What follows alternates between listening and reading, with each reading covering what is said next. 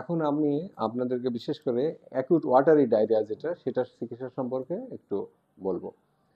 তো acute watery diarrhoea হলেই বা খুব ঘন ঘন পানির মতো পাতলা পায়খানা হলে আমাদের দেশের মায়েরা খুবই অস্থির হয়ে যায় বাচ্চাকে হাসপাতালে ভর্তি করার জন্য, এবং বাচ্চার মায়েরা বা গার্জেনরা অনেক সময় ভয় পেয়ে যায় যে এত পাতলা পায়খানা হচ্ছে কি হবে।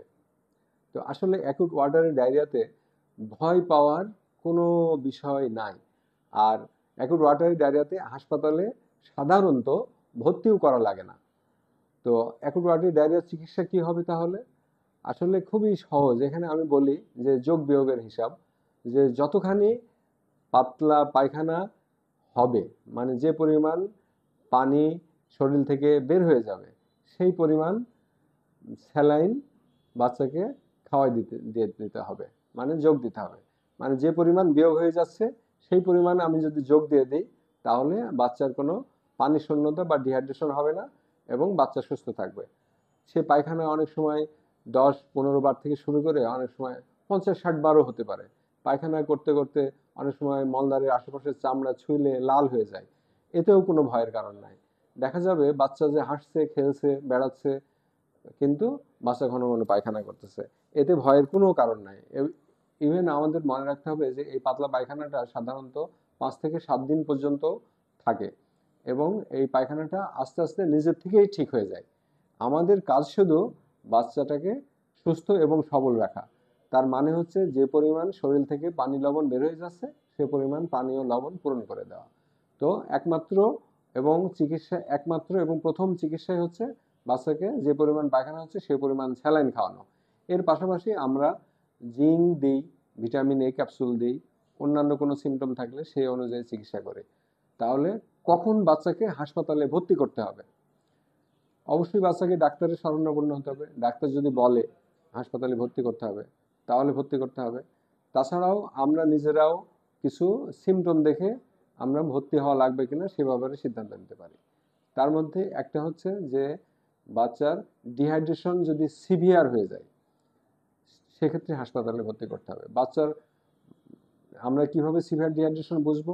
বাচ্চার প্রস্রাব বন্ধ হয়ে যাবে, দেখা যাচ্ছে যে 12 থেকে 24 ঘন্টা বাচ্চার একবারও প্রস্রাব হচ্ছে না, তখন বুঝতে হবে যে বাচ্চার ডিহাইড্রেশন হয়ে গেছে। এছাড়াও বাচ্চা যদি ল্যাথার্জিক হয়ে যায়, ঘাড় ভেঙে পড়ে যাচ্ছে, এরকম নেতিয়ে পড়ছে, এরকম হয়, তখন ভর্তি করা লাগে। অনেক সময় বাচ্চা যদি খুবই ঘন ঘন বমি করে তখন কি হয় যে বাচ্চার যে পরিমাণ স্যালাইন খাওয়ানো দরকার সে পরিমাণ স্যালাইন খাওয়ানো যাচ্ছে না, তখন ভর্তি করা লাগে। অনেক সময় এরকম হয় যে এত বেশি পায়খানা হচ্ছে যে সেই পরিমাণ স্যালাইন মুখে খাওয়ানো সম্ভব নয়, সেক্ষেত্রে হাসপাতালে ভর্তি হয়ে গায়ে স্যালাইন দেওয়া লাগতে পারে। আরেকটি ক্ষেত্রে ভর্তি হওয়া লাগে, সেটা হচ্ছে অনেক সময় পাতলা পায়খানা হতে হতে অনেক সময় পায়খানার সাথে রক্ত আসে। যদি পায়খানার সাথে রক্ত আসে তখন আরও সতর্কতার জন্য এবং সঠিক চিকিৎসা পাওয়ার জন্য হাসপাতালে ভর্তি হওয়া লাগতে পারে। আরেকটি বিষয় আমাদের দেশে প্রচলিত আছে যে স্যালাইন বানানো। কিভাবে স্যালাইন বানাতে হবে? অনেক সময় আমাদের দেশের মায়েরা কি করে, মনে করে যে ছোট বাচ্চা এত স্যালাইন খাইতে পারবে না, সুতরাং স্যালাইন কম করে বানায়। তখন কি করে, অল্প পানির সাথে অল্প পরিমাণ পাউডার মিশিয়ে স্যালাইন বানায়। এটি সম্পূর্ণ ভুল।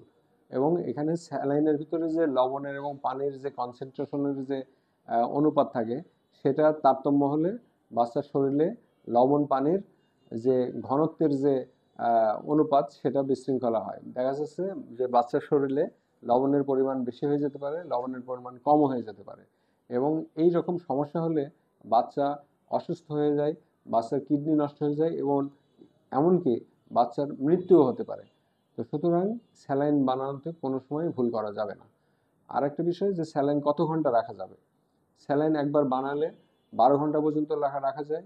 12 ঘন্টার মধ্যে যতটুকু স্যালাইন বাচ্চা খেতে পারে খাবে, আর যদি এরপরেও কিছু স্যালাইন থেকে যায় বাড়তি স্যালাইনটা ফেলে দিতে হবে। তো আসুন আমরা বাচ্চার ডায়রিয়া হলে খুব ভীত সন্ত্রস্ত না হয়, ভর্তি করার জন্য খুব পীড়াপিড়ি না করি, আমরা ডাক্তারের পরামর্শ নিই এবং ডাক্তার যদি বলে ভর্তি করতে তখনই ভর্তি করি। তাছাড়া ভর্তি না করে আমরা বাড়িতেই ডায়রিয়া চিকিৎসা করার চেষ্টা করি। ধন্যবাদ সবাইকে, আর শুভকামনা রইল সবার জন্য। আর আমি কুষ্টিয়া সনো টাওয়ার 2 ছয়তলাতে প্রতি বৃহস্পতি ও শুক্রবার চেম্বার করছি। সকলের শুভকামনা করে আমি বিদায় নিচ্ছি। ধন্যবাদ। আসসালামু আলাইকুম।